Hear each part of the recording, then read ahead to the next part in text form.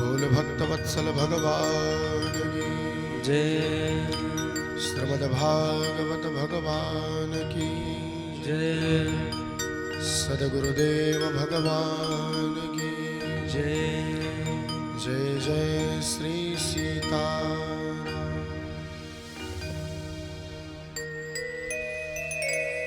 परम मंगल में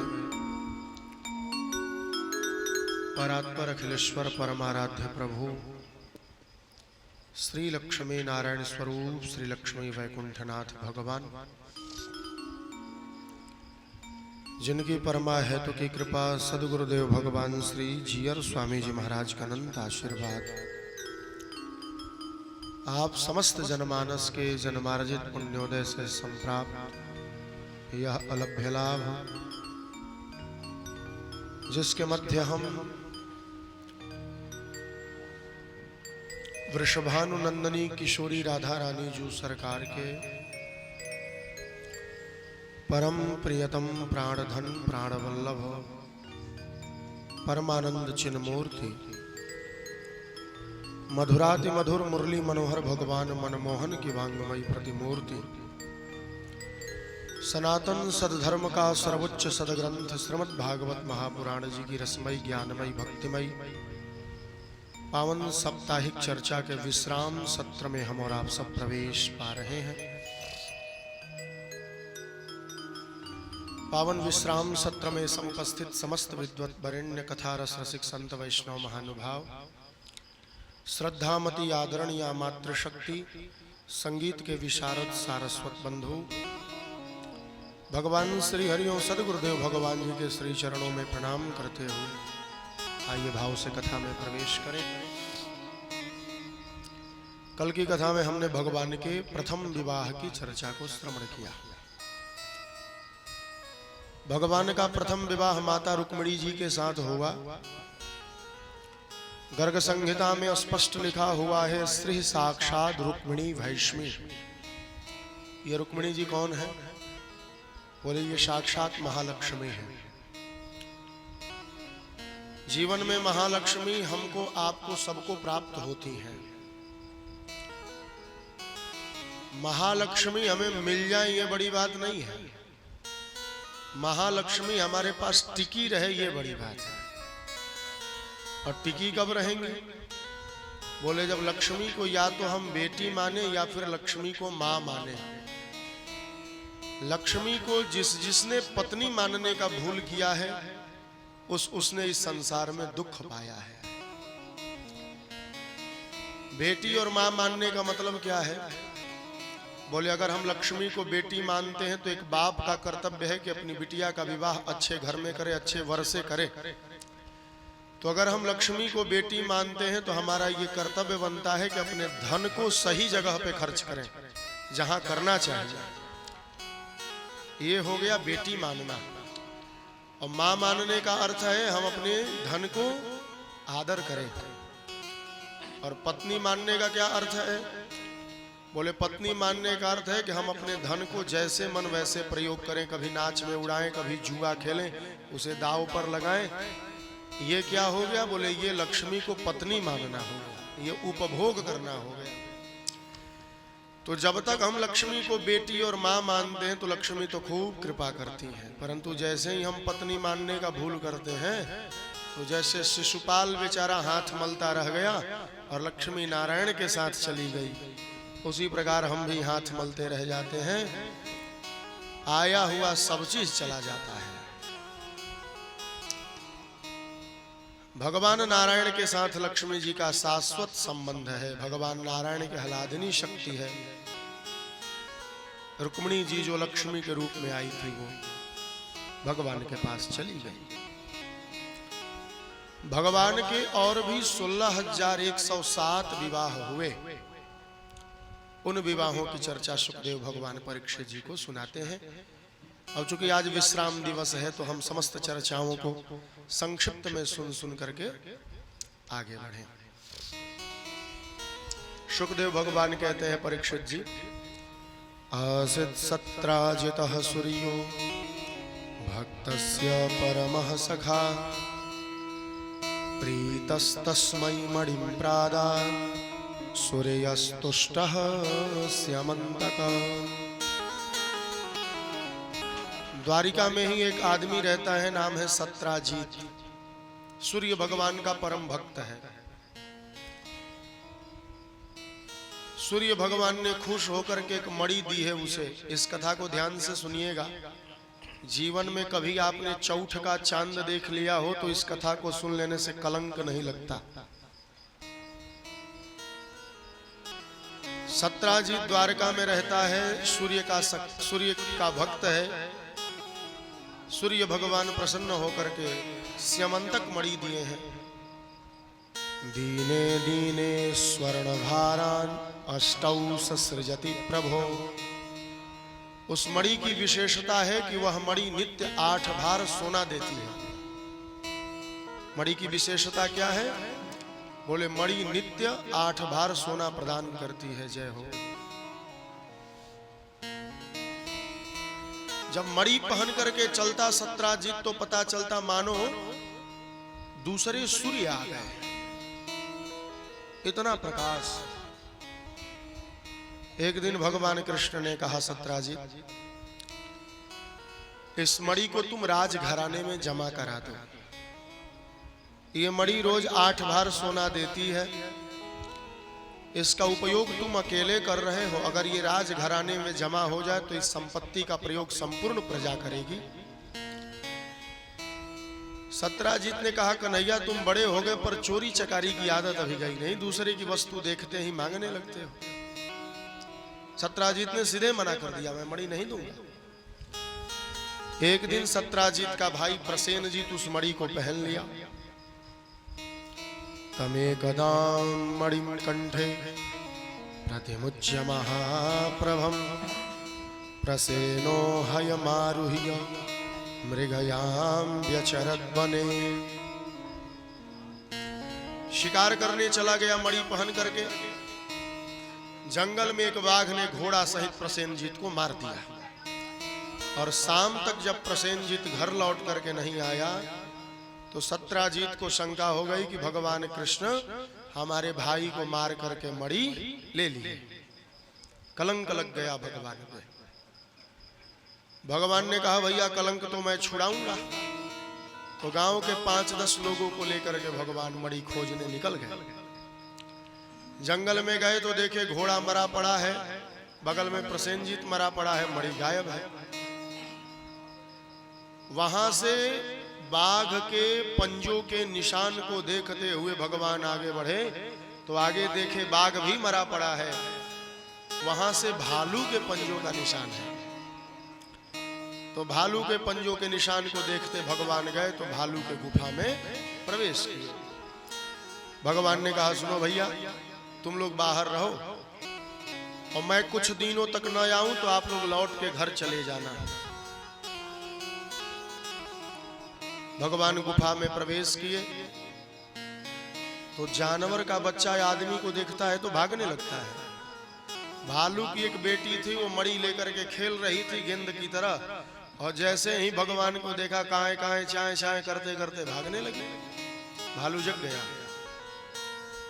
भालू ने कहा, कौन हो भैया? भगवान जी ने कहा, देखिए इस मणि के कारण मुझे कलंक लगी है, इसलिए ये मणि दे दीजिए, मैं इस मणि को ले जाके वापस कर दूंगा। भालू ने युद्ध किया और भगवान के जीवन का सबसे लंबा युद्ध भालू के साथ हुआ।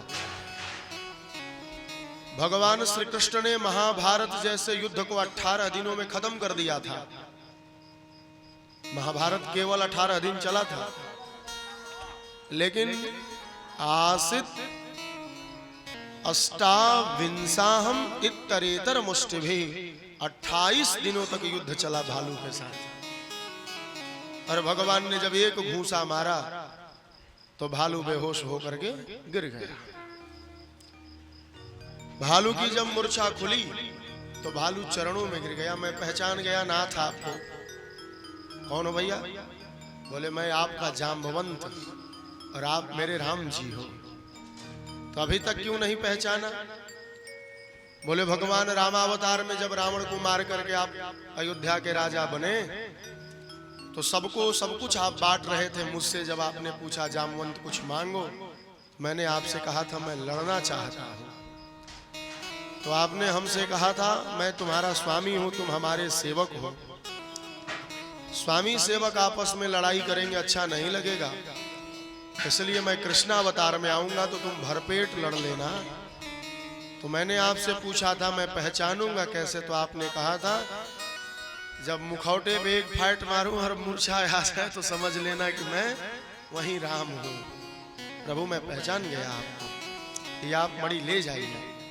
और प्रभु अब आपका दर्शन हो गया तो अब मैं रह के क्या करूंगा, मैं भी जा रहा हूं, क्योंकि जामवंत जी ब्रह्मा जी हैं, मैं भी जा रहा हूं, इस बिटिया का कन्यादान कर देता हूं, आप लेके चले जाइए। तो मणि तो मिला, साथ में जामवंत की बेटी जाम्बवती से विवाह हो गया। जामवंत जी ने तो कन्यादान कर दिया, पर आचार्यों का ऐसा मत है कि भालू की बेटी तो भलुनी थी। अब भगवान बेचारे विचार करने लगे, गांव वाले हंसेंगे, आदमी नहीं मिली, जानवर से विवाह कर रहे हो। भगवान ने विवाह तो कर लिया, पर भगवान कहने लगे देखो देवी, जब तक मैं न कहूं घूंघट मत उठाना। ठीक है महाराज। जाम्बवती जी को लेकर के ठाकुर जी आए और द्वारिका के महलों में घूम रहे हैं।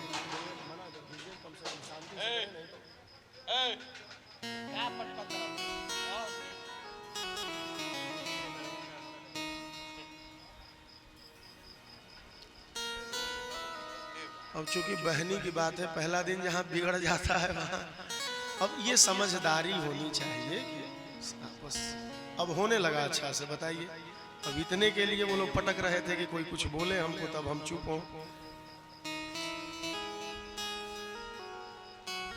बोल भक्तवत्सल भगवान की जय।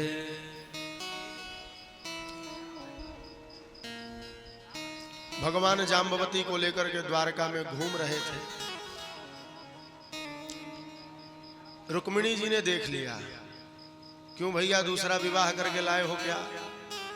सो भगवान जी ने तुरंत घर में घुसा के दरवाजा कहा भीतर से बंद कर लो देवी, क्योंकि भगवान शर्मा रहे, मैं मुंह कैसे दिखाऊंगा कि जानवर से विवाह करके आया हूं। रुक्मिणी जी ने जाकर के कहा देवी दरवाजा खोलो, मैं तुम्हारे पतिदेव की पहली पत्नी हूं, रुक्मिणी नाम है, मुखड़ा दिखाओ मुझे। अब भगवान ने कह दिया है जब तक मैं न कहूं दरवाजा मत खोलना। 10-20 बार रुक्मिणी जी ने कहा, रुक्मिणी जी क्रोधित हो गई। रुक्मिणी जी ने कहा सुंदरता का अभिमान है, अधिक सुंदरी हो तो जाओ मैं श्राप देती हूँ, तुम चाहे कितनी सुंदरी हो मेरी जैसी सुंदरी हो जाओ। बस भलुनी का शरीर छूट गया और रुक्मिणी जी जैसी सुंदरी हो गई। तब भगवान ने कहा अब दरवाजा खोल दो, अपना काम हो गया भैया, अब दुनिया कुछ कहेगी नहीं। तब जाके दरवाजा खुला तो एकदम जाम्बवती जी रुक्मिणी जी जैसी सुंदरी हो करके बाहर निकल पड़ी। सत्राजीत के पास भगवान मणि लेकर के गए, लो भैया ये मणि। इधर भगवान जब आने में देरी किए तो दुर्गा जी की उपासना चल रही है, दुर्गा जी हमारे भगवान को अच्छा से सकुशल लौटाइए। 1 महीने के बाद जब मणि लेकर के सत्राजीत के भवन में भगवान पधारे, भगवान ने कहा सत्राजीत ये अपनी मणि लो, बाघ ने तुम्हारे भाई को मार दिया था, बाघ को भालू ने मार दिया, भालू को परास्त करके मैं ये मणि लेकर के आ रहा हूं। सत्राजीत तो बड़ी लज्जित हुआ। सत्राजीत ने कहा महाराज ये मणि आप रख लीजिए, और मेरी बिटिया है सत्यभामा, मैं अपनी बिटिया सत्यभामा का कन्यादान आपको करूं, आप इसे स्वीकार करो तब मैं मानूंगा कि आपने मुझे माफी किया। भगवान ने कहा 1 नहीं 2-3 विवाह कर लूंगा, पर मणि नहीं लूंगा, क्योंकि मणि के कारण 30 दिनों से घूम रहा हूं जंगल जंगल, ये नहीं लूंगा। भगवान ने सत्यभामा जी से विवाह किया। दहेज में मणि मिल रही थी, भगवान ने नहीं लिया, तो 1 मणि के कारण ठाकुर जी के 2 विवाह हो गए, जाम्बवती जी से और सत्यभामा जी से। इधर सत्यभामा का विवाह पहले से शतधनवा के साथ तय था। अक्रूर जी और कृतवर्मा ने उकसाया, अब देखो कृष्ण का, पहले शिशुपाल का विवाह नहीं होने दिया, अब शतधनवा तुम्हारा विवाह नहीं होने दिया। सगाई किसी से हो विवाह तो कृष्ण ही कर रहा है, और सद्धनवा बोल पड़ा, महाराज सगाई तो हमारी हुई थी, अब तो हम बिना पत्नी के रहेंगे। उन्होंने कहा सब गड़बड़ी सत्राजीत की है, तुम सत्राजीत को मार करके मणि छीन लो। सो सद्धनवा ने सत्राजीत को मारा, मणि ले लिया। सत्यभामा जी तो हाय हाय करके रोने लगी, मेरे पिता मर गए, मेरे पिता मर गए। तो कृष्ण बलराम दोनों भाई सतधनवा को पीछा किया। सतधनवा ने अपनी मणि अक्रूर जी के पास छिपा दी, सतधनवा भाग गया। सतधनवा को जब मारा गया, उसके पास से मणि प्राप्त नहीं हुई, तो बलराम जी को शंका हो गई कि कृष्ण झूठ बोल रहे हैं, कृष्ण को मणि मिल गई है, कृष्ण हमसे छिपा रहे हैं। बलराम जी चले गए जनकपुर, राजा जनक के पास, और दुर्योधन को गदा युद्ध सिखाया। कृष्ण भगवान अकेले रह रहे हैं। जब बारिश होना बंद हो गया तो सबके दिमाग में आया कि अक्रूर जी जिस राज्य में रहते हैं वहां बारिश खूब होती है, पता करो बारिश इस समय कहां हो रही है। तो पता चला काशी में हो रही है। बोले अक्रूर जी वहीं है, अक्रूर जी को बुलाओ। अक्रूर जी के पास मणि मिल गई। अक्रूर जी से पूछा गया, बताओ आप भगत आदमी सब क्यों करते हो चोरी चकारी का काम? 100 200 500 रुपये में क्या हो जाएगा, ऐसे धनी हो जाओगे। अक्रूर जी को लज्जा आई तो मणि वापस किया। इस प्रकार से स्यमंतक मणि के कारण भगवान के 2 विवाह हो गए। एक बार ठाकुर जी हस्तिनापुर गए और अर्जुन के साथ यमुना किनारे घूम रहे हैं। एक कुमारी कन्या यमुना किनारे तप कर रही है, धूप लहलहा रहा है। भगवान ने पूछा, जाकर के पूछो वो लड़की क्यों धूप में बैठी है। अर्जुन जी गए, पूछने लगे धूप में क्या कर रही हो। हाथ जोड़ करके बोल पड़ी, अहम देवस्य सवितुः दोहिता पतिमिच्छति। मैं सूर्य की बेटी हूं, नाम है कालिंदी, यमुना कहते हैं लोग मुझे। तो विष्णुं वरेण्यं वरदं तपः परमास्थिता। विष्णुं वरेण्यं वरदः वरदम तपः परमास्थिता। मैं भगवान श्री कृष्ण को वरण करने के लिए तप कर रही हूं। तो इतनी काली हो गई धूप में जल जल करके। बोले नहीं, मैं सूर्य की बेटी थी, चमचमाती गोरी थी, परंतु भगवान मुझे पसंद न करें या ये सोचने लगे मैं काला हूं तो गोरी लड़की से विवाह नहीं करूंगा, इसलिए कृष्ण को सोचते सोचते मैं भी काली हो गई। अर्जुन जी आकर के बोले, अभी 3 से काम नहीं चलेगा, फुल स्टॉप लगने वाला नहीं है, जाइए वो आप ही का इंतजार कर रही है, विवाह कीजिए। तो इसी हस्तिनापुर में भगवान ने यमुना महारानी से विवाह किया। ये भगवान का 4था विवाह। भगवान का 5वां विवाह उज्जैन के राजा हैं बिंद और अनुविंद। उनकी भगिनी है, उनकी बहन है मित्रविंदा। स्वयंवर से जाकर के उनका हरण किया और 5वां विवाह मित्रविंदा के साथ भगवान का हुआ। अयोध्या के राजा हैं नागनजीत। नग्नजीत की कन्या है नागनजीती। उन्होंने शर्त रखा है, हमारे पास 7 साढ़ है, इन 7 साढ़ों को जो नाथ देगा उसी से अपनी बिटिया का विवाह करूंगा। देश विदेश के राजा आए, ठाकुर जी ने जाके नाथ दिया और 6ठा विवाह नागनजीती के साथ हुआ। श्रुतकृते सुतां भद्रां उपैमे पितृश्वशुः कैकेयीं भ्रातृभिर्दत्तां कृष्णः संतर्दनादिभिः। कैकेय देश की संतर्दन के बहन भद्रा से भगवान ने 7वां विवाह किया। और मरु प्रदेश मद्राधिपतिर लक्ष्मणा लक्षणैर्युताम, मध्य प्रदेश के राजा बृहत्सेन की बेटी लक्ष्मणा को मछली के आंख में बाण मार करके भगवान ने विवाह किया। द्रौपदी जी का स्वयंवर भी मछली के आंख में बाण मार करके ही हुआ था और लक्ष्मणा का विवाह भी लक्ष्य का भेदन करके ही हुआ, परंतु दोनों में एक भेद था। द्रौपदी जी वाली मछली का परछाई नीचे पानी में दिखता था और पानी में देख करके बाण मारना था, परंतु लक्ष्मणा का जो विवाह हुआ इस मछली की विशेषता थी कि नीचे परछाई नहीं दिखता था, बाण मारना था, लग जाए तो लग जाए, नहीं लगे न लगे। भगवान ने दिन के 12 बजे का इंतजार किया और 12 बजे सूर्य जब ठीक ऊपर आए तो मछली की परछाई धरती पे बनने लगी, तो भगवान ने परछाई देख करके बाण मार दिया। जीत होने के लिए बुद्धि की बड़ी आवश्यकता है, आप केवल बल से नहीं जीत सकते। भगवान सुबह से स्वयंवर में गए थे पर इंतजार किया दोपहर हो, क्योंकि मछली दिख नहीं रही तो बाण मारूंगा कैसे। और ठीक दोपहर हुआ, जब सूर्य एकदम सीधे हुए तो मछली की परछाई जमीन पे दिखने लगी, सो भगवान ने बाण मार दिया। इस प्रकार से भगवान के 8 विवाह प्रधान हुए। ये 8 कौन कौन हैं? श्री साक्षात् रुक्मिणी भैष्मी, शिवा जाम्बवती तथा सत्या च तुलसी भूमौ, सत्यभामा वसुंधरा, दक्षिणा लक्ष्मणा चैव कालिंदी विरजा तथा भद्रा ह्रीमित्रविंदा च जाह्नवी पापनाशिनी।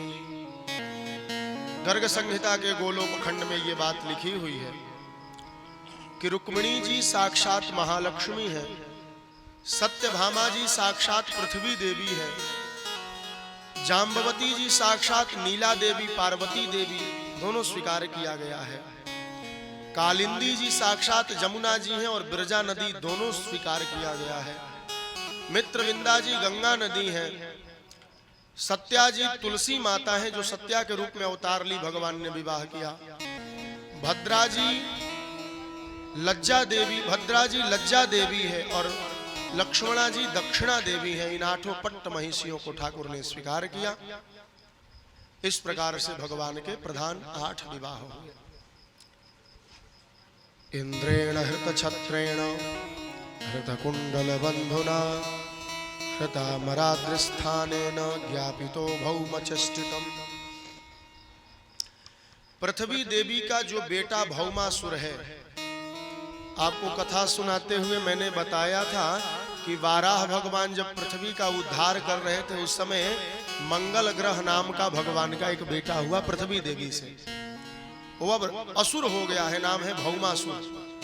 प्राग ज्योतिषपुर में रहता है। प्राग ज्योतिषपुर मतलब आज का जो असम है, असम है पूर्व में एक राज्य, तो आज का जो असम है वहीं शास्त्रों में प्राग ज्योतिषपुर लिखा हुआ है। आचार्यों ने ऐसा स्वीकार किया है। तो प्राग ज्योतिषपुर में भौमासुर रहता है और अदिति माता का कुंडल इंद्र का छत्र चुरा लिया है। एक दिन भगवान रुक्मिणी जी के केस में पारिजात का फूल लगा रहे थे। सत्यभामा जी ने कहा, वाह वाह वाह वाह, बड़ी वाली से बड़ा प्रेम है आपको, 2-4 विवाह करने में ये झंझट है महाराज। और सत्यभामा जी नाराज हो गई तो भगवान ने कहा, चिंता क्यों करती हो, उनके केस में तो मैंने फूल लगाया है, तुमको पूरा वृक्ष दे देता हूं, चलो।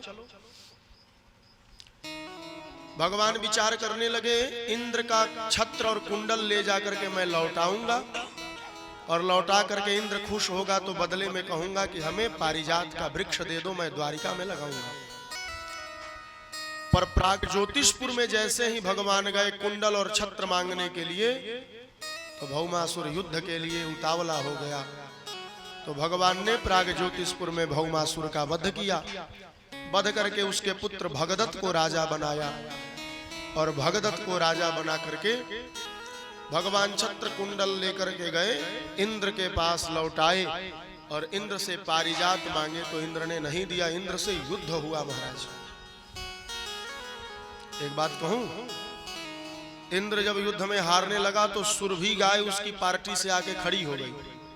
भगवान ने धनुष बाण रख दिया, गाय पे बाण चलाऊंगा, विप्रधेनु सुरसंतहित लिंध मनुज अवतार, और गाय सामने खड़ी है तो गाय पे बाण थोड़ी मारूंगा।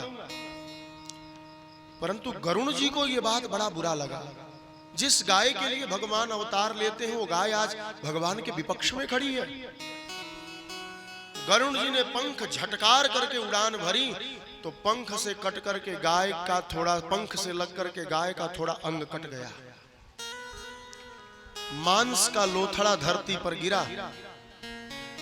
कहूं कि नहीं कहूं, और मांस के लोथड़े से तंबाकू की उत्पत्ति हुई, इसलिए जो जो खैनी खाते उन्हें गोमांस भक्षण का पाप लगता है, ऐसा शास्त्रों में लिखा है। खैनी खा के अगर मर गए तो मुक्ति नहीं होगी, ये बात पक्का लिखा हुआ है।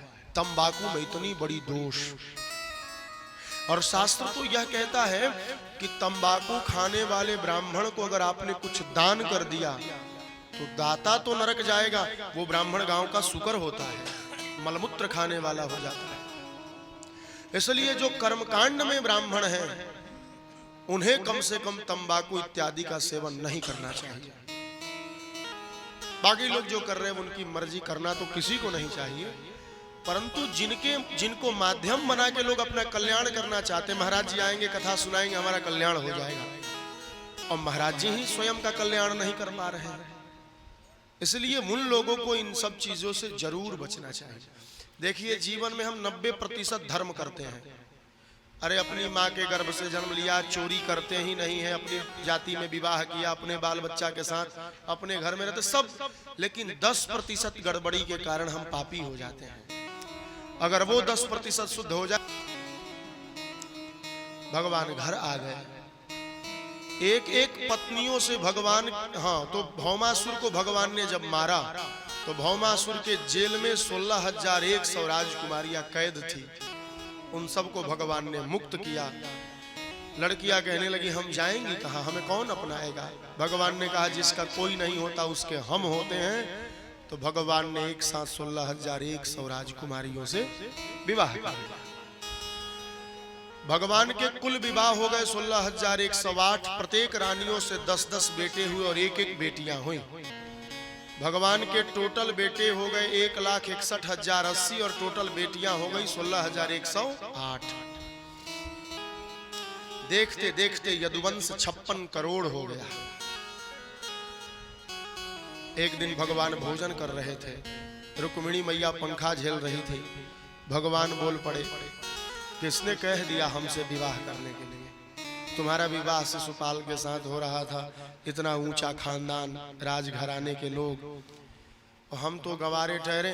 हमारे माँ बाप का ही ठिकाना नहीं। कोई कहता है नंद का बेटा है, कोई कहता है वसुदेव का बेटा है, कोई कहता है क्षत्रिय है, कोई कहता है वैश्य है।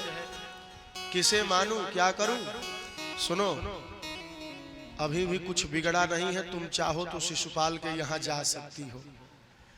अब जिसको 10 बेटा हो जाए और पत्नी से आप कहिए कि आपका मन करे तो आप हमें छोड़ के दूसरा विवाह कर सकती हो, तो उस पत्नी पे क्या बीतेगा आप कल्पना करो। रुक्मिणी जी तो बेहोश हो गई।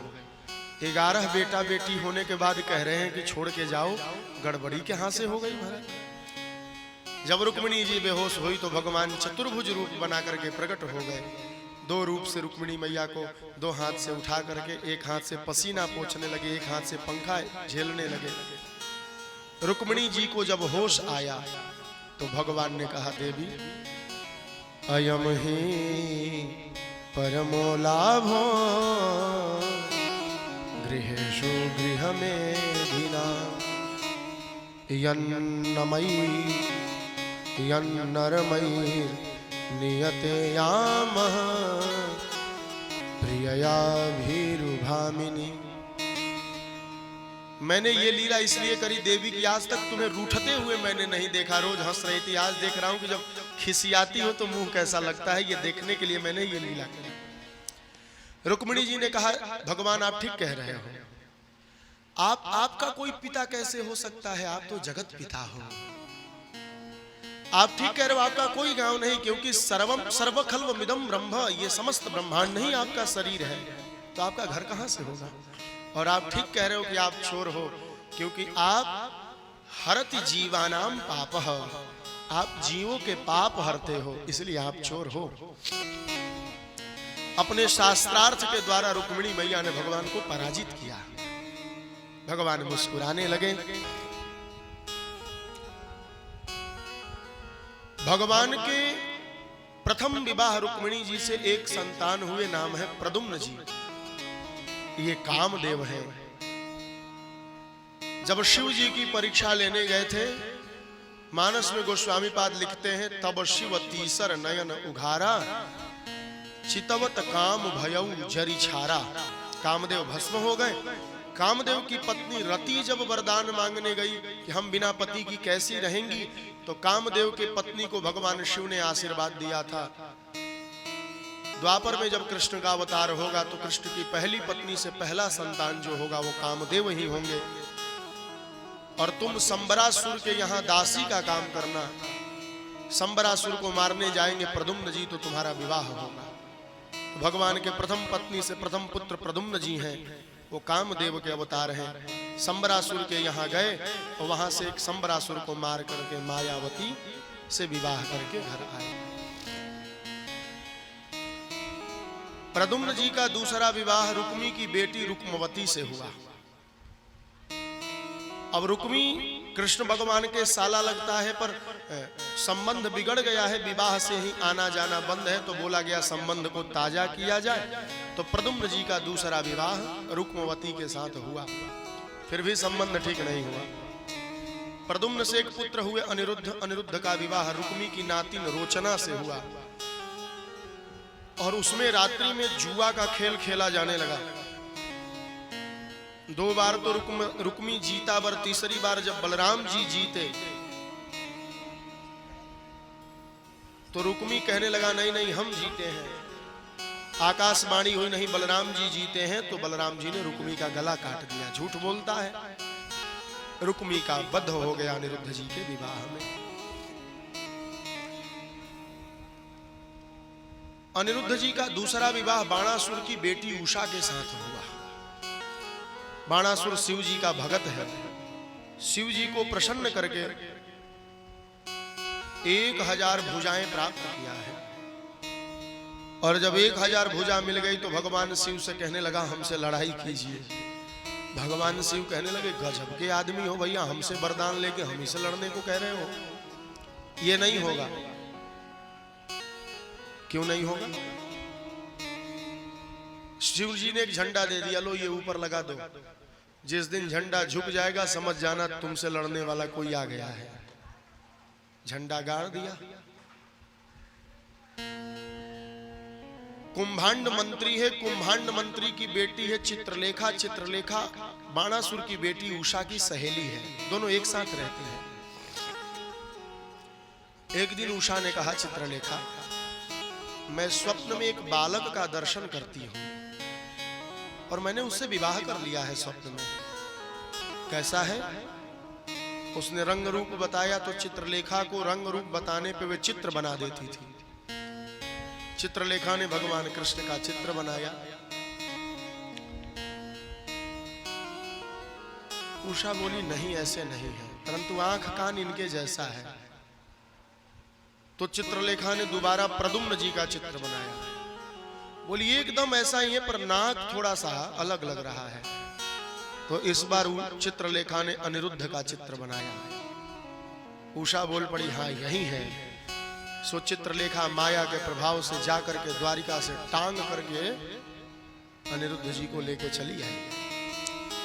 2-4-10 दिनों तक एक कमरे में रहे लोग। जब उषा आंगन में निकली तो मंत्रियों ने कहा महाराज बिटिया के शरीर पर तो यौवन अवस्था के चिन्ह दिखाई पड़ रहे हैं। बाणासुर ने पहरा बढ़ा दिया। देखो कौन सभा में कौन मकान के अंदर प्रवेश किया है। आकाश में देखा गया तो झंडा झुक चुका था।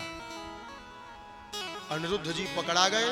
द्वारिका खबर भेजा गया, आइए युद्ध करके बालक को छुड़ा के ले जाइए। आपका बालक हमारे यहाँ प्रवेश करके हमारी बेटी की मर्यादा को भंग किया है।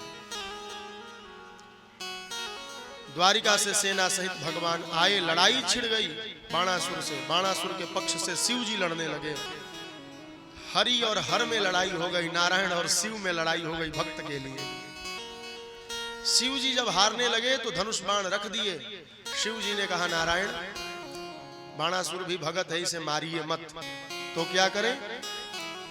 बोले इसको 1000 भुजा पे अभिमान है, इसकी 998 भुजा काट दीजिए और 2 भुजा इसके छोड़ दीजिए।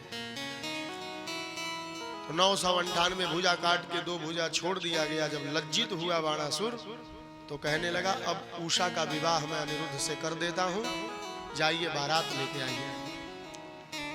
भगवान बोले बाराती में अलग से आदमी आएंगे, यही सब आदमी नहा नहा के नया कपड़ा पहन लेंगे, बाराती हो जाएंगे। अब अलग से बाराती होता है, अब फिर हम द्वारिका जाएं और फिर आए, आ ही गए, यही नहा नहा के नया नया पहन लेते हैं। सब पूरे द्वारिका के लोग ने नया वस्त्र धारण किया और अनिरुद्ध के साथ उषा का विवाह हुआ। कन्यादान सबसे बड़ा दान है इस पृथ्वी का। जिसने कोई दान नहीं किया, कन्यादान कर लिया तो उसने सब कुछ कर लिया। कन्यादान के समान कोई दूसरा दान है ही नहीं। कन्यादान कर देने से 21 पीढ़ियां तरती है, 10 परान 10 पुरवान और एक अपनी। कन्यादान जब होता है तो किसी का खानदान वृद्धि को प्राप्त होता है। बिटिया से सृष्टि है। आज बिटिया का विदाई हो रहा है और मैया रो रही है, घर परिवार के सब लोग रो रहे हैं। बिटिया आज डोली चढ़ के जा रही है, उषा का विदाई हो रहा है। अरे बेटी के विदाई सुन के फाटे माई के छतिया,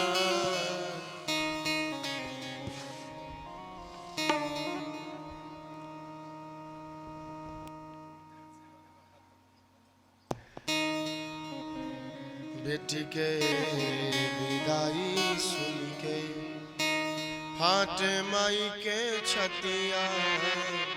मैया रो रही है, एक ही बेटी है, जा रही है। मुँह पे आचर धाके गमछा से मुँह ढाकी रोवतार भैया। बेटी के विदाई का माहौल देखिए कैसा होता है। गमछा से मुँह ढापी रोवतार भैया, सुसुकी सुसुकी रोवतारी बाबू जैया। असुवन धार भेजे बाबूजी के धोतिया, बेटी के विदाई सुन के फाटे माई के छतिया।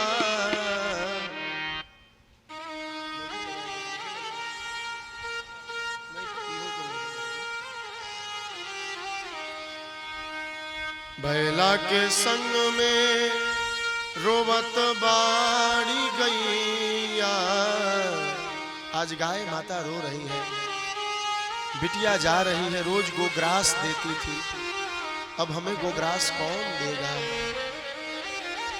बैला के संग में रोवत बाड़ी गैया, रोवतारी गैया हो बन के चिड़ैया।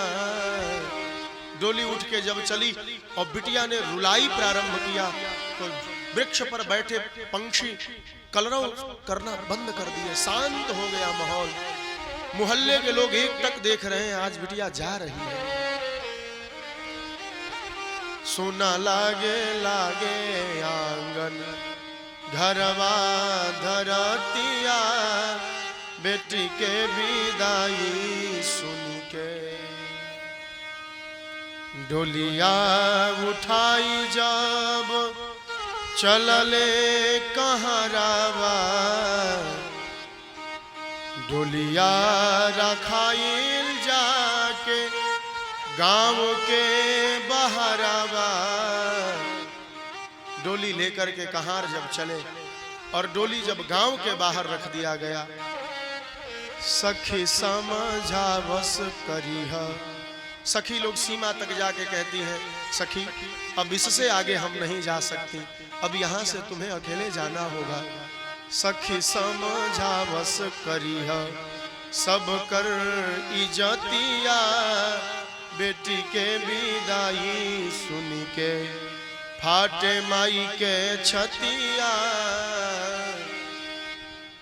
छोटा भाई जाता है बहन के पास और हाथ जोड़ करके कहता है, बहन बचपन से लेकर के आज तक हमने खेल खेल में तुम्हें मार दिया होगा, तुमने जो कुछ चाहा होगा, अगर हमसे कोई गलती हो गई होगी, एक निवेदन है तुमसे, सास ससुर सबके टहला बजैहा, सुन बहिना बाबूजी के पगड़ी बचैहा,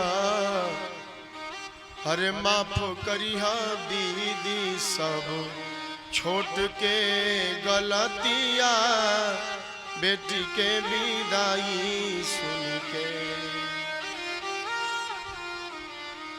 सुना भवन कैले जालो में बेटी, सुना भवन कैले जालो में बेटी, अंगना में बाजेला बधाई हो, ससुरा में बाजेला बधाई हो, सोना भवन कैले जालो रे बेटी, सुना भवन कैले जालो रे बेटी, कांचे कांचे गोबरा से अंगना लिपाई, कांचे कांच गोबरा से अंगना लिपाई, गजमोती चौका पुराई हो, गजमोती चौका पुराई हो, सोना भवन कैले जालो हो बेटी, सोना भवन कैले जालो रे बेटी, माँ कहती है नैहर के सखिया बड़ा रे नीर मोहिया, अरे और मुझे हराए। भगवान ने कहा चलो भैया ठीक है, लड़ लेता हूं। सो भगवान ने पौंड्रक काशीराज दोनों को हराया और लोगों के मध्य में अपनी पात्रता सिद्ध करी कि मैं भगवान हूं। बलराम जी ससुरारी गए, रेवत पर्वत पर वहां द्विविद नाम का बंदर रहता है, उनके साली सरहजों के साथ अभद्रता करता है। बलराम जी ने द्विविद नामक बंदर को मारा। जाम्बवती का बेटा है सांब, भगवान कृष्ण का लड़का, एकदम लड़की जैसा लगता है क्योंकि शिव पार्वती दोनों के अंश से प्रकट है, नाम है सांब, एकदम लड़की जैसा। दुर्योधन की बेटी लक्ष्मणा प्रेम करती है सांब से, विवाह हुआ। दुर्योधन विवाह नहीं चाहता है तो बलराम जी ने दुर्योधन से युद्ध किया, पूरी हस्तिनापुर नगरी को हल मूसल से खींच करके गंगा में डुबाने लगे। तब दुर्योधन ने क्षमा मांगी और सांब का विवाह लक्ष्मणा के साथ। एक दिन नारद जी आए कि भैया एक पत्नी रखने वाला इतना तंग रहता है, भगवान 16,108 पत्नी रख रहे हैं, चलो आज इनके परिवार में झगड़ा लगाया जाए। नारद जी आ गए तो योजना बनाई कि जिस पत्नी के घर में नहीं होंगे उसी पत्नी से कहूंगा कि आपको मानते नहीं है। तो पहले रुक्मिणी जी के घर में गए तो भगवान वहां भोजन पा रहे थे। फिर सत्यभामा के घर में गए तो वहां भगवान सत्यभामा जी के केस झाड़ रहे थे। जाम्बवती के घर में गए तो वहां बच्चों को पढ़ा रहे थे। 16,108 घरों में भगवान थे और मानो भगवान ने यह संदेश देना चाहा, एक से अधिक विवाह किसको करना चाहिए? बोले जो एक साथ एक से अधिक शरीर धारण करने की क्षमता रखता हो, जो एक समय में एक शरीर धारण कर सकता है, उसे केवल एक विवाह करना चाहिए। भगवान में वो शक्ति है कि वो एक साथ अनेक रूप आय विष्णवे प्रभ विष्णवे, इसलिए ठाकुर अनंत विवाह कर सकते हैं। परंतु हम एक समय में एक शरीर धारण करेंगे, इसलिए हमें एक विवाह ही करना चाहिए। भगवान समझ गए कि नारद जी मजा लेने आए हैं तो इनको मजा भरपूर दिया जाए।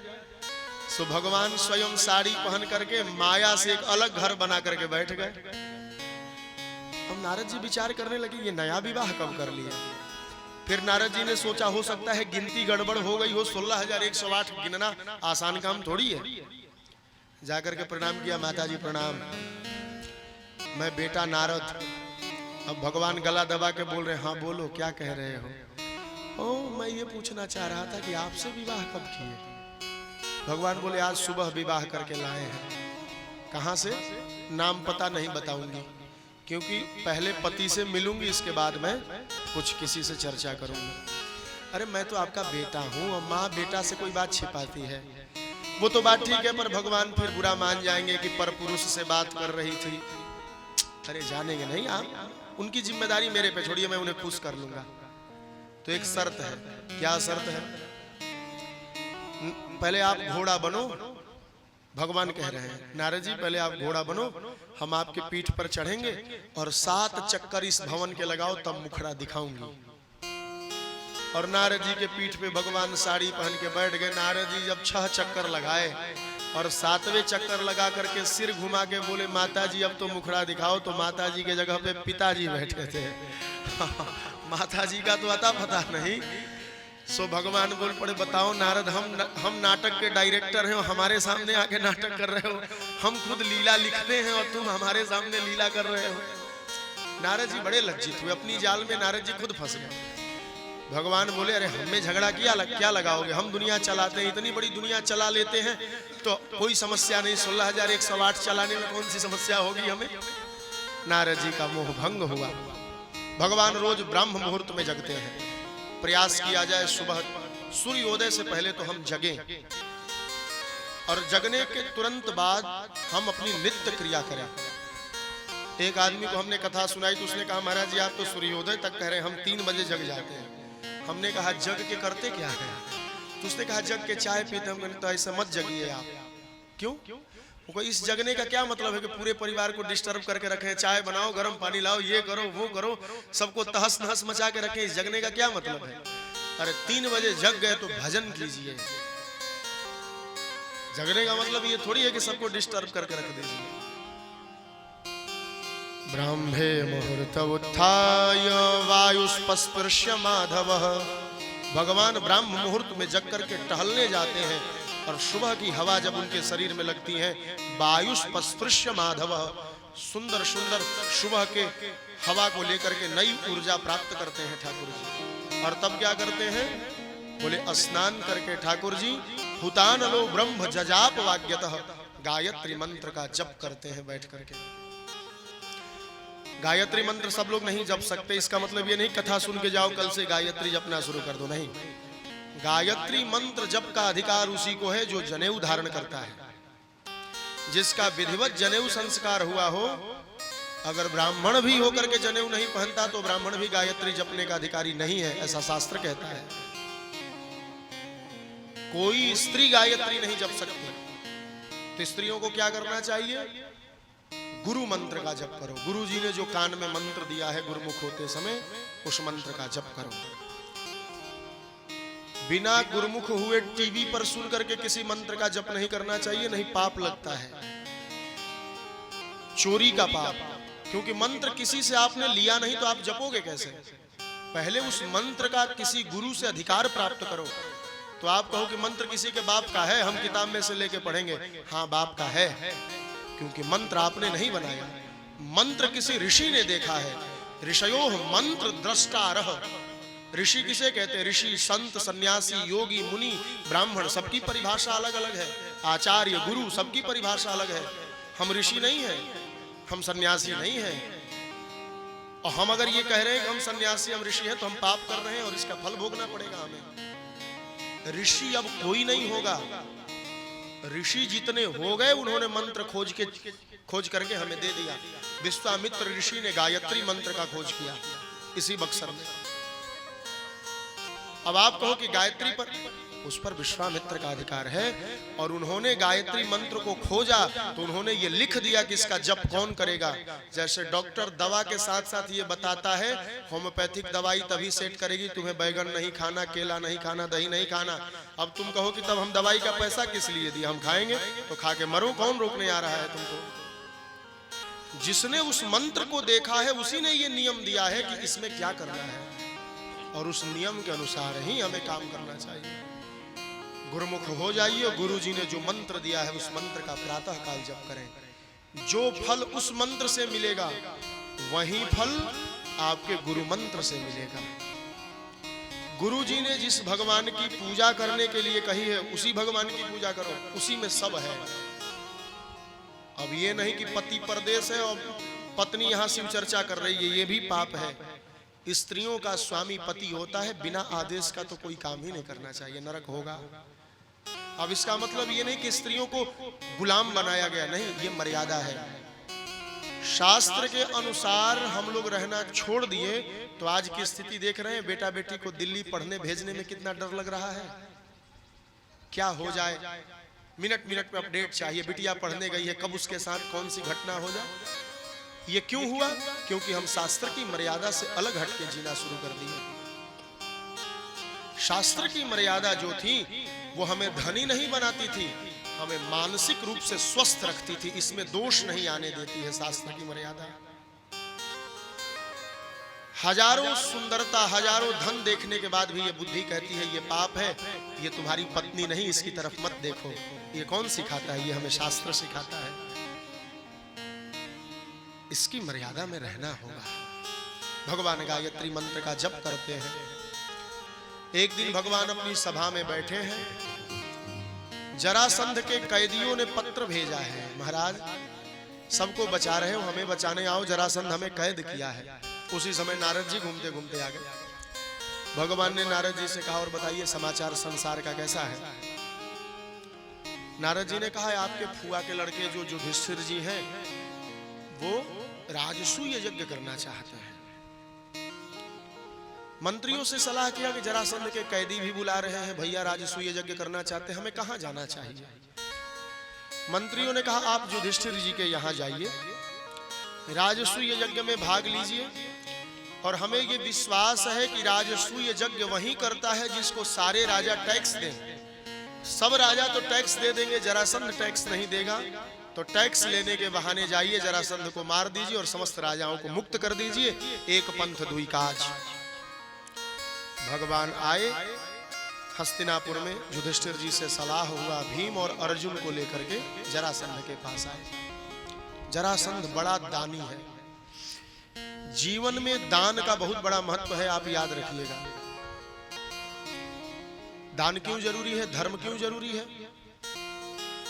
कोई चीज हमें मिल जाए ये बड़ी बात नहीं है, वो हमारे पास टिकी रहे ये बड़ी बात है। बेटा हो गया तो केवल बेटा हो जाना बड़ी बात नहीं, बेटा हो के संस्कारी हो, बेटा हो के दीर्घायु हो, बेटा हमें मुखाग्नि दे। इसके लिए क्या करना होता है? जैसे पेड़ लगा के और पेड़ को हम घेरा लगाते हैं कि जीव जंतु इसे न चर जाए, न खा जाए, उसी प्रकार हमें धर्म के द्वारा जो हमें मिला है उसको घेर करके रखना चाहिए, ये यहाँ से चला न जाए या इस पर किसी की दृष्टि न पड़ जाए। इसीलिए धर्म दान का घेरा लगा करके जो वस्तु हमें प्राप्त है उसे सुरक्षित रखना चाहिए। आजकल क्या है, बोले थोड़ा सा पूजा पाठ करने की विधि आ गई तो अब हम लोग गुरु जी को कुछ नहीं मानते, पंडित जी को कुछ नहीं मानते। आप जरा विचार करना कभी बैठ के, मैं जो कह रहा हूं, राजा दशरथ को भगवान ही बेटा बनकर के मिल गए थे राम के रूप में। अब जिन्हें बेटा भगवान हो गए हो उन्हें तो गुरु पुरोहित का कोई काम ही नहीं, फिर भी राजा दशरथ वशिष्ठ जी के चरणों में बैठते थे। नंदराय जी के आंगन में कृष्ण विहार करते हैं और वो नंदराय समय मिलता है तो कहते हैं हे पंडित जी हमारे लाला को आशीर्वाद दे दीजिए ना। अब उनसे धनी तो हम लोग नहीं हो गए हैं, 2-4 लाख रुपया अकाउंट में, हम कहते हैं देवी देवता होते नहीं। एक बात मैं अपनी कथाओं में कहता हूं कि कलयुग के राक्षस से अन्य युग के राक्षस ठीक थे। कलयुग का राक्षस भी गया गुजरा है, अन्य युग के राक्षस भगवान को मानते थे। रावण भी शिव जी की तपस्या करता था, ब्रह्मा की तपस्या करता था। हिरण्यकशिपु ने ब्रह्मा की तपस्या करी, मतलब उस युग के राक्षस भी भगवान को मानते थे। हमारे यहाँ के तो आदमी भगवान को नहीं मान रहे, राक्षस की तो दूर की बात छोड़िए। उस समय के राक्षस भी भगवान को मानते थे। रावण भी शिव की तपस्या करता था। हम लोग कहां गिर गए। भारत कैसी भूमि थी कि जब देवासुर संग्राम होता था तो देवता भारत से वीर बुलाते थे। राजा दशरथ जी गए थे लड़ने, तभी तो कैकेयी को 2 वरदान की बात आई थी। भारत से वीर जाते थे वहां लड़ने के लिए देवताओं के पक्ष से। आज सब गड़बड़ हो गया, क्योंकि हमने शास्त्र से हटके जीना छोड़ दिया। और जो आज शास्त्र से जी रहे, मैं ईमानदारी से कह रहा हूं, उनके पास 2 रुपया है, वो उसी 2 रुपया में आनंद में है। सुख दुख आना जाना तो अपने कर्म का फल है, वो आएगा, परंतु उनका आनंद आप नहीं छीन सकते। जरासंध रोज दान करता है, उसी लाइन में जाके तीनों लोग खड़े हो गए, कृष्ण अर्जुन भीम, पंडित जी का रूप बना के। देखिए, पंडित जी का रूप बनाना, पंडित जी होना, दोनों में बड़ा अंतर है। मैं कल कथा में कह रहा था ना कि जब बारात में माताएं जाती हैं काली माई को साड़ी चढ़ाने, तो सब स्त्रियां साड़ी पहनती है, उसी में बैंड पार्टी में नाचने वाला भी साड़ी पहन के रहता है, लेकिन वो पहचान में आ जाता है कि स्त्री नहीं है, क्योंकि स्त्री होने में और स्त्री बनने में बड़ा भेद है। तो भगवान तो भैया ब्राह्मण है नहीं, ब्राह्मण बने हैं, तो जरासंध आके बोला, पंडित जी मांगिए। तो तीनों लोग कह रहे हैं, युद्धम नो देहि राजेंद्र, हे राजेंद्र हमें युद्ध दे दो। जरासंध कहने लगा, आप लोग पंडित जी नहीं है, पंडित जी लड़ाई झगड़ा काहे मांगेंगे भैया, वो तो आएंगे अपना धन लेंगे जाएंगे। आप लोग सच्ची सच्ची बताओ आप कौन हो, क्योंकि आप कह रहे हो युद्धम नो देहि राजेंद्र, हे राजेंद्र मुझे युद्ध दीजिए, और युद्ध में भी कह रहे हो द्वंद्वशो यदि मन्य से, पटका पटकी वाला मांग रहे हो, द्वंद्व युद्ध मांग रहे हो। ये तो कोई पहलवान मांग सकता है, ब्राह्मण तो ऐसा कहेगा नहीं। आप जरा बताओ कौन हो। भगवान कृष्ण ने कहा, ये अर्जुन है, ये भीम है, मैं कृष्ण हूं। ठठा के हंसा जरासंध और कहने लगा, लज्जा नहीं आती कृष्ण तुमको? मथुराम स्वपुरीम त्यक्त्वा समुद्रम शरणम गतः, मैंने जब 16 बार चढ़ाई किया तो मथुरा छोड़ के समुद्र में छिपे हो, और आज आ गए हमसे लड़ाई लड़ने। और ये अर्जुन, अर्जुनो न भवेद योधा, अर्जुन तो योद्धा ही नहीं है, ये मेरे से क्या लड़ेगा।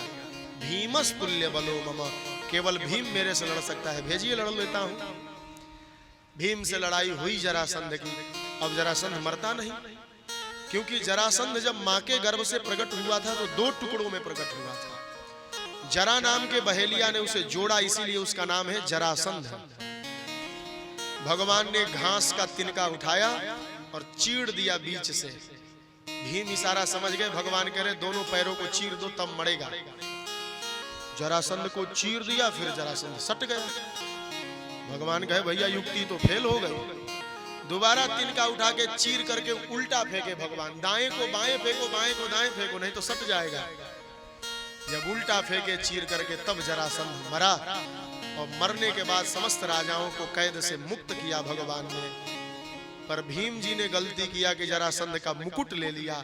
सुखदेव भगवान कहते हैं, परीक्षित उसी मुकुट को तूने पहन लिया था, कलयुग ने पकड़ लिया, इसीलिए आज तुम कथा सुन रहे हो। आज 7वां दिन है, आज तुम्हारी मुक्ति होने वाली है। राजसूय यज्ञ हुआ। राजसूय यज्ञ में कहा गया कि किसकी प्रथम पूजा की जाए। लोगों ने कहा कृष्ण से बलवान कोई नहीं है, कृष्ण की प्रथम पूजा हो। तो शिशुपाल गाली देने लगा, इस बहेलिये की पूजा, दूसरे की पत्नी लेकर के भागने वाले की पूजा, क्योंकि उसी की पत्नी लेके भागे हैं भगवान। जब 100 गाली दिया तो भगवान ने चक्र सुदर्शन से गला काट दिया। शिशुपाल के शरीर से ज्योति निकली, भगवान के चरणों में समाहित हो गई। दंत वक्र विदुरथ आए, उसके पक्ष से लड़ने भगवान ने मार दिया। ये भगवान के पार्षद जय विजय थे, 3 जन्म के लिए राक्षस बने थे, मुक्त हो गए। साल्व ने शंकर जी की तपस्या करके रथ प्राप्त किया है, यदुवंशियों पर चढ़ाई किया। ठाकुर जी ने उसको मारा।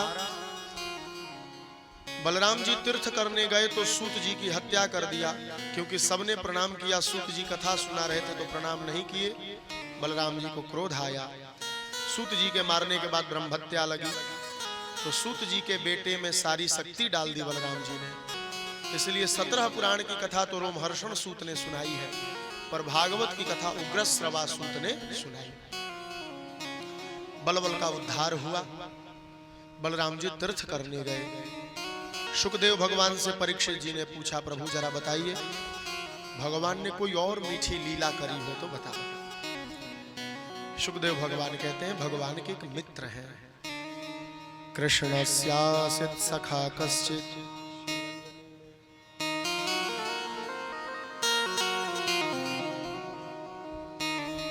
कृष्णस्यासीत् सखा कश्चित् ब्राह्मणो ब्रह्मवित्तमः विरक्त इन्द्रियार्थेषु प्रसन्नात्मा जितेन्द्रियः। शुकदेव भगवान कहते हैं, परीक्षित, भगवान कृष्ण के एक मित्र है, नाम है सुदामा, ब्राह्मण है, जितेंद्रिय है, भिक्षा मांग करके जीवन जीते हैं।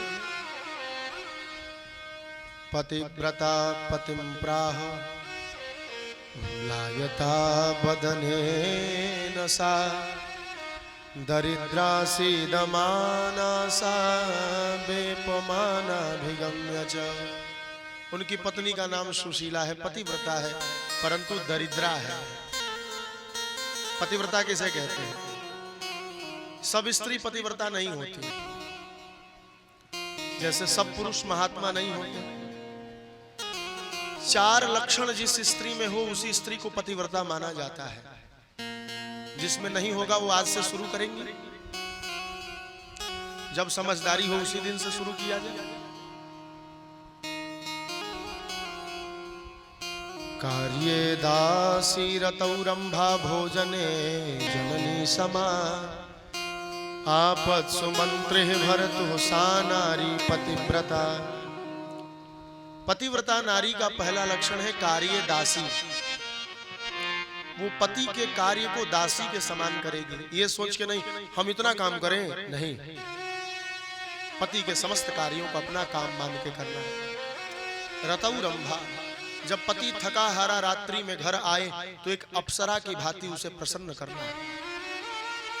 भोजने जननी समा, जब पति भोजन करने बैठे तो एक माता जितनी दुलार से बेटे को भोजन कराती है उतनी दुलार से भोजन कराए।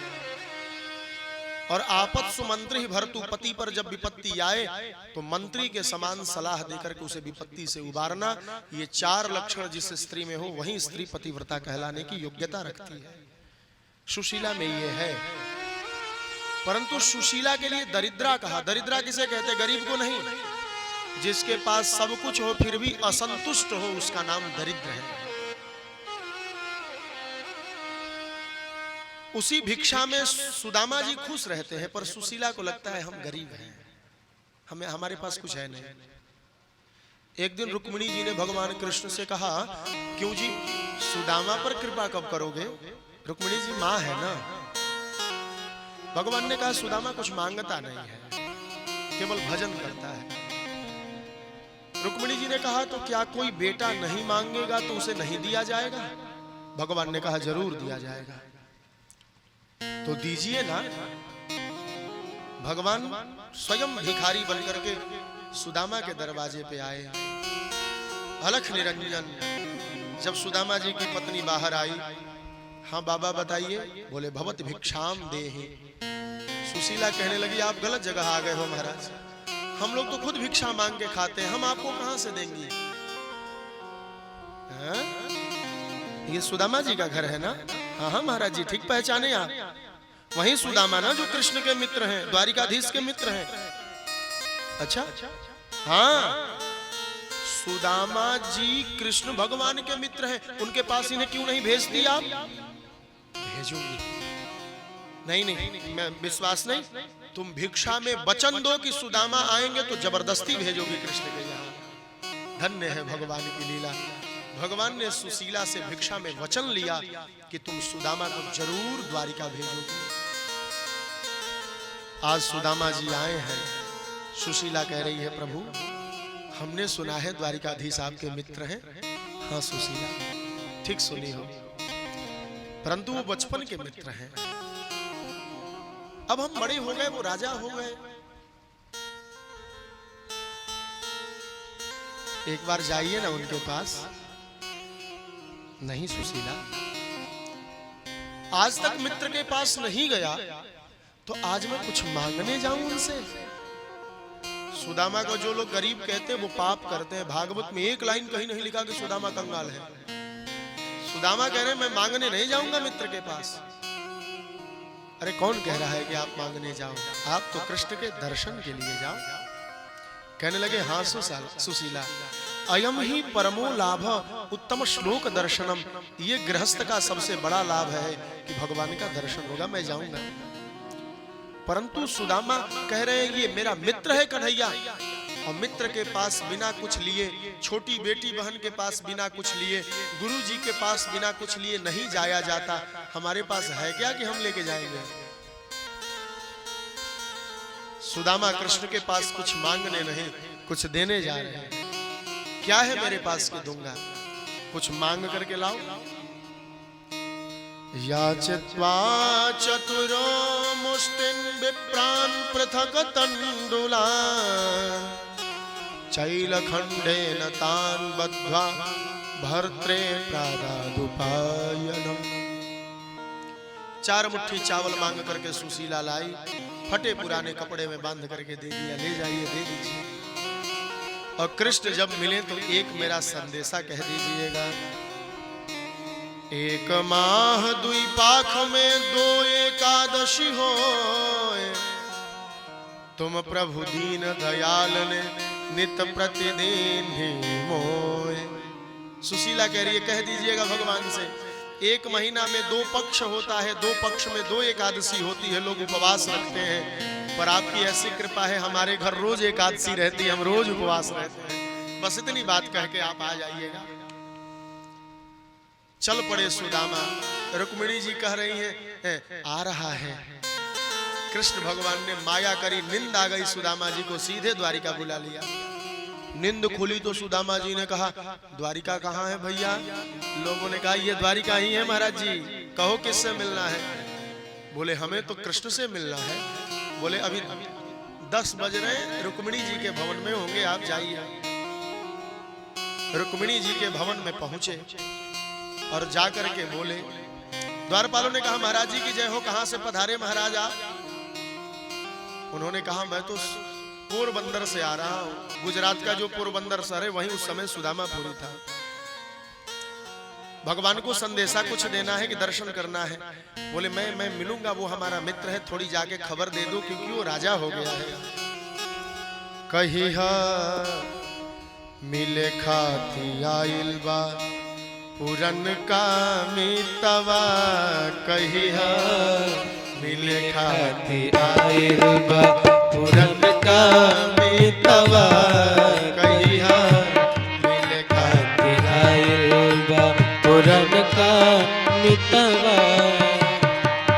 पुरन का मितवा हो, पुरन का मितवा, पुरन का मितवा हो, पुरन का मितवा, कहिया मिले खाती आइल बा पुरन का मितवा, कहिया मिले खाते आइल बा पुरन का।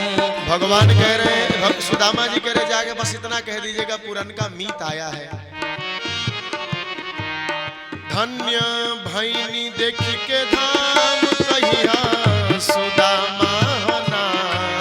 धन्य भैनी देख धाम सुदामा। सुदामा जी कह रहे मित्र की तरक्की देख करके हृदय हलादित है। धन्य भैनी देख के धाम, कहिया सुदामा नाम।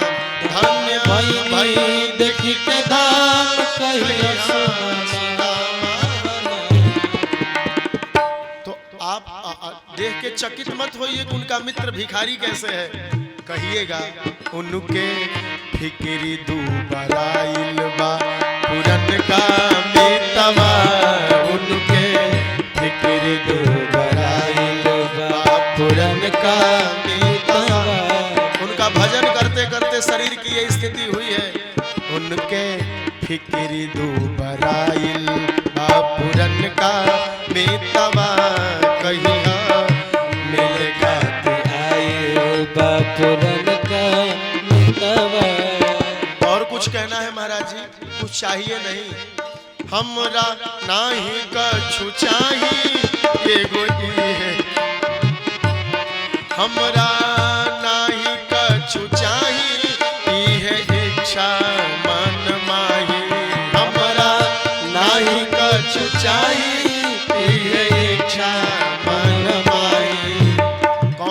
इच्छा है महाराज, जाके कृष्ण से कह दीजिएगा। क्या इच्छा है? तोहरा दर्शन के भूखाइल बा पुरन का मीतवा, तोहरा दर्शन के भूखाइल बा पुरन का मीतवा, पुरन का मीतवा जी, पुरन का मीतवा, पुरन का मीतवा जी, पुरन का मीतवा कहियो मिल खाती आइल बा पुरन का मीतवा, कहियो मिल खाती आइल बा पुरन का मीतवा, कहियो मिल खाती आइल बा पुरन का मीतवा, कहियो मिल खाती आइल बा। शीश पगान झगातन में प्रभु जाने को वाहि बसे के ही ग्रामा, धोती फटी सिलटी दुपटी अरुपाय उपानह की नहीं जामा, द्वार खड़े द्विज दुर्बल एक रहे चकिसो वसुधाय अभिरामा, पूछत दीन दयाल के धाम बतावत आपन नाम सुदामा, तंबिलो क्या च्युतो दूरा प्रिया पर्यंकमा स्थितः, सहसोत्थाय चाभ्येत दौर्भ्याम पर्यग्रहिण मुदा। सुदामा सुदामा कह करके भगवान दौड़ पड़े। दास दासी सब चकित हो गए, ऐसा कौन सा महान विभूति आ गया जिसके स्वागत में स्वयं परमात्मा दौड़ रहे हैं। भगवान के पैर में जूता चप्पल कुछ नहीं, क्योंकि मित्र बिना जूता चप्पल का आया है तो मैं जूता कैसे पहन लूं। सुदामा जी लौट करके जा रहे थे, कन्हैया ने पीछे से पकड़ लिया। अरे मित्र, तुम बिना मिले चले जाते इतनी दूर आकर के। सुदामा जी ने कह दिया, कन्हैया तूने आने में देरी कर दी। कन्हैया कहने लगे, सुदामा आने में तो देरी तूने किया है, कलंक मुझ पे लगा रहा है। गले लगा लिया। प्रीतो व्यमुंचन बिंदुल नेत्राभ्याम पुष्करे क्षण, लेकर के रुक्मिणी के भवन में प्रवेश किए। सब लोग देख करके अवाक हैं कि मनेन कृतम पुण्यम अवधूतेन भिक्षुणा। ये अवधूत, ये सन्यासी ने कौन ऐसा पुण्य किया है, जगतपति इसका स्वागत कर रहे हैं। और भगवान की स्वागत की विधि देखें। सुदामा को सिंहासन पर बैठाया, स्वयं नीचे बैठ गए, क्योंकि हमारा सब कुछ हमारे मित्र का और मित्र की स्थिति हमारी। रोज सुदामा नीचे बैठते थे, कृष्ण सिंहासन पर बैठते हैं, और आज सुदामा सिंहासन पर बैठे हैं, कृष्ण स्वयं नीचे बैठे। रुक्मिणी को इशारा किया, पानी लाओ। चरण पखारा जाए इस ब्राह्मण देव का। हाथ में पैर लिए, ऐसे हूँ हाल बेवाइन सो, पग कंटक जाल लगे पुनि जोए। हाय महादुख पायो सखा, तुम आये तैन कितै दिन खोए। देखी सुदामा की दीन दशा, करुणा करके करुणा निधि रोए।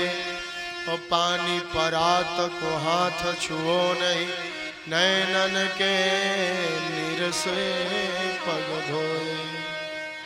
जब तक रुक्मिणी जी पानी लाती, हर हर हर हर अश्रुपात हुआ। सुदामा जी का चरण प्रक्षालित हो गया।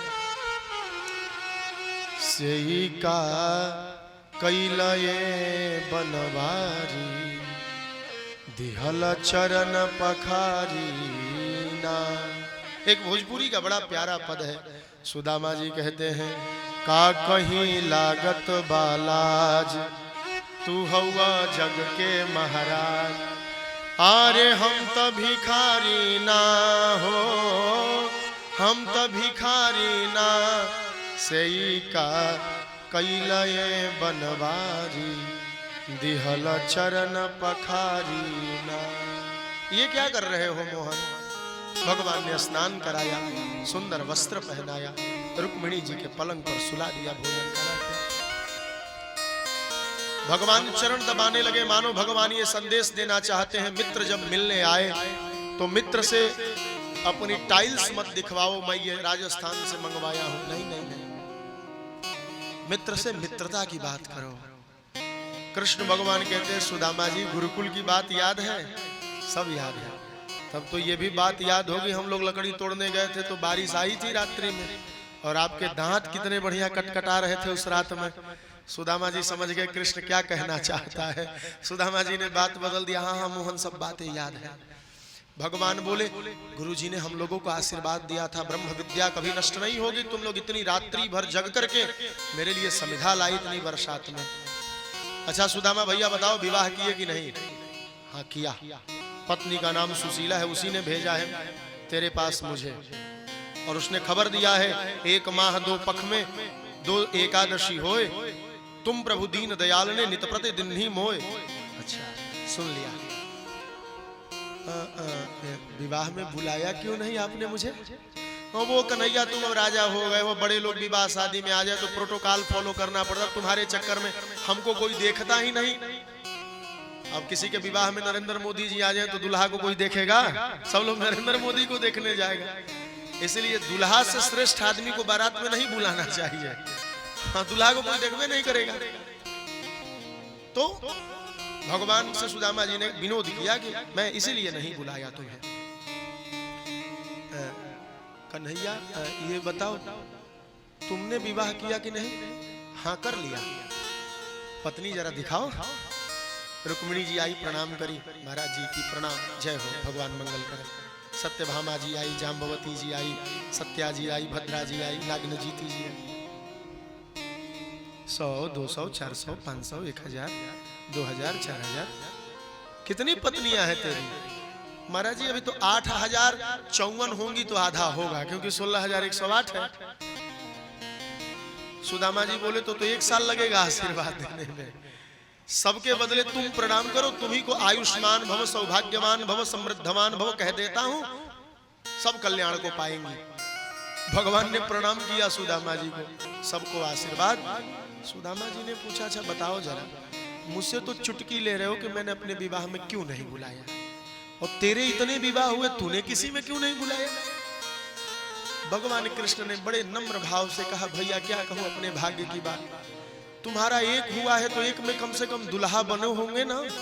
हमारा इतना हुआ, हम किसी में दुल्हा नहीं बने। किसी को भगा के लाए, किसी को परा के लाए, किसी को मार के लाए, किसी को पीट के लाए, आज तक दुल्हा बनने का सौभाग्य हमें नहीं मिला। अब दिन रखाए, मुहूर्त छपे, कार्ड बने, तब तो भेजा जाए किसी को। बबुआ गया बाघ खोजने, कन्या लेके घरे आ गया, तो इसमें विवाह का मतलब ही नहीं है। हम कैसे बुलाते आपको भैया? क्षमा मांग लिया, सभा विसर्जन हुई। भगवान बोले चरण दबा देता हूं। चरण दबाने लगे। बोले भैया एक बात पूछूं, जब से आप आए हो तो हाथ दबाए बैठे हो, क्यों? सुदामा जी पोटली छिपाने लगे चावल वाली। सुदामा जी बोले वो इतनी दूर से आया हूं इसलिए हाथ में दर्द हो रहा है। भगवान बोले तो हम पागल हैं कि दर्द हाथ में है और दबा पैर रहे हैं, हमें तो हाथ दबाना चाहिए। सो जैसे ही भगवान ने हाथ पकड़ा, पोटली नीचे गिर गई। पोटली ले लिया ठाकुर जी ने। हा भगवान का भाव। पोटली खोल करके चावल के दाने जब देखे, भगवान ने कहा भैया कच्चे चावल खाए कितने दिन हो गए, गुरुकुल में ही खाया था, कितना मीठा लगता है कच्चा चावल। कह कह करके भगवान ने एक मुष्टिका खाई, दूसरी मुष्टिका खाई, तीसरी मुष्टिका में रुक्मिणी जी ने हाथ पकड़ लिया। मानो लक्ष्मी जी कहना चाहती है, भगवान आप जो देना चाहो सुदामा को बिना कुछ लिए दे सकते हो, तो ये 2 मुट्ठी लेने का ड्रामा क्यों कर रहे हो? आप दयालु हो, आप बिना कुछ लिए दे सकते हो, तो जब बिना लिए दे सकते हो तो ये 2 मुट्ठी लेने का ड्रामा क्यों कर रहे हो? या फिर माता महालक्ष्मी कहना चाहिए, बेटे के घर का प्रसाद है, केवल बाप अकेले अकेले खाएगा, माँ भी खाएगी, इसलिए मुझे भी दीजिए, हम भी थोड़ा लेंगे इस चावल का प्रसाद। सुदामा जी कुछ दिन रहे, सुदामा जी जब लौट करके आने लगे, भगवान ने विदा किया। भगवान ने कुछ नहीं दिया और सुदामा जी ने कुछ नहीं मांगा। सुदामा जी अपने को धन्य मान रहे हैं कि कृष्ण जैसा मित्र है। मैं कितना पापी दरिद्र हूं। भगवान अपने पलंग पर सुलाए, बड़े भाई की तरह आदर किए। परंतु जब सुदामा जी सुदामापुरी में पहुंचे, विशाल भवन खड़ा था। सुदामा जी ने भगवान का अनुग्रह माना, ठाकुर जी ने दर्शन दिया। भगवान का एक नाम हो गया ब्रह्मण्य देव। बोल ब्रह्मण्य देव भगवान की जय। इस प्रकार से सुदामा जी पर कृपा करें। एक बार कुरुक्षेत्र में ग्रहण लगा तो द्वारिका से सब लोग आए, ब्रजमंडल से सब लोग आए, मथुरा गोकुल सब लोग आए।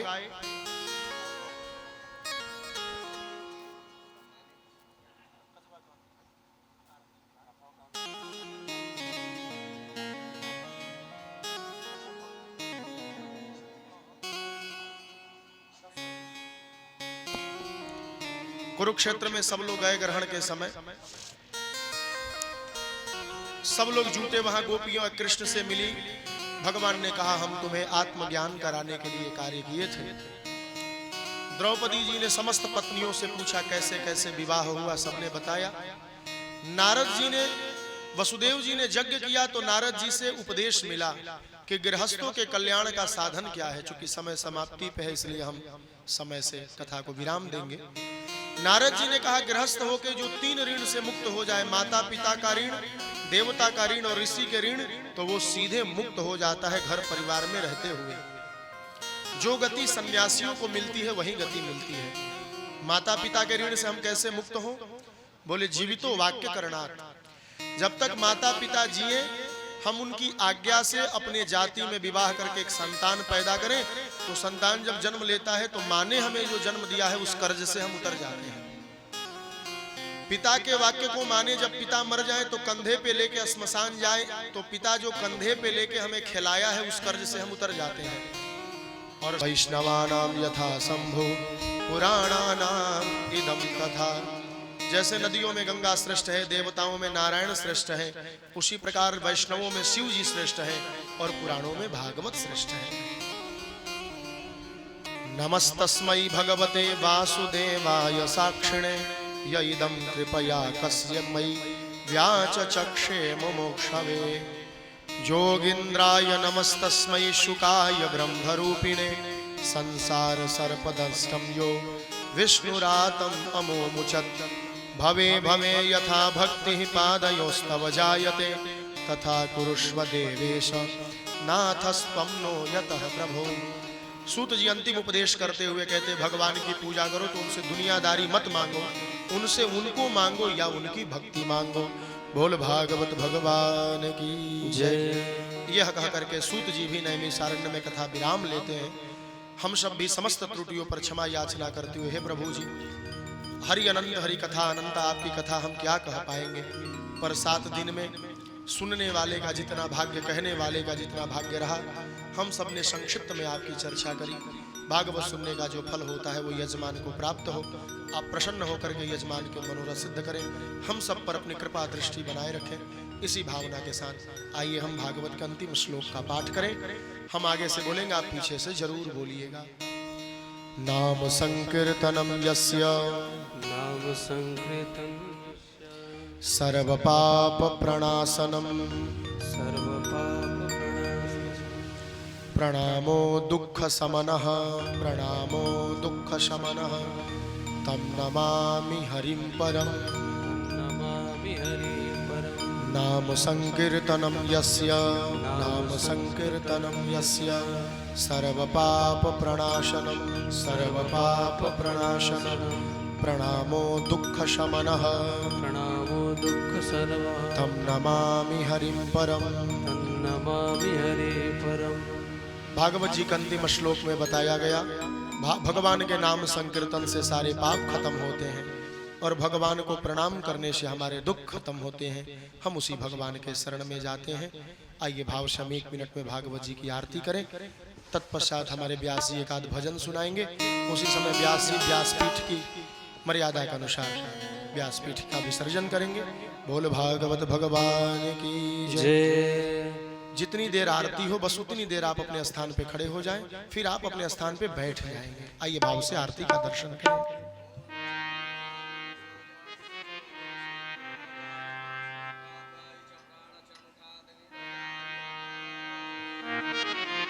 मूर्ति उतारू मैं गिरधर तेरी आरती, मन में बसा कर तेरी मूर्ति उतारू मैं गिरधर तेरी आरती।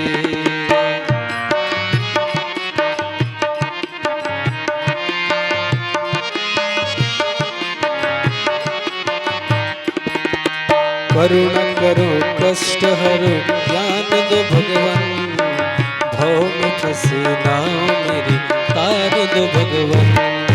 करुणा करो कष्ट हरो ज्ञान दो भगवान, भव में फंसे नाव मेरी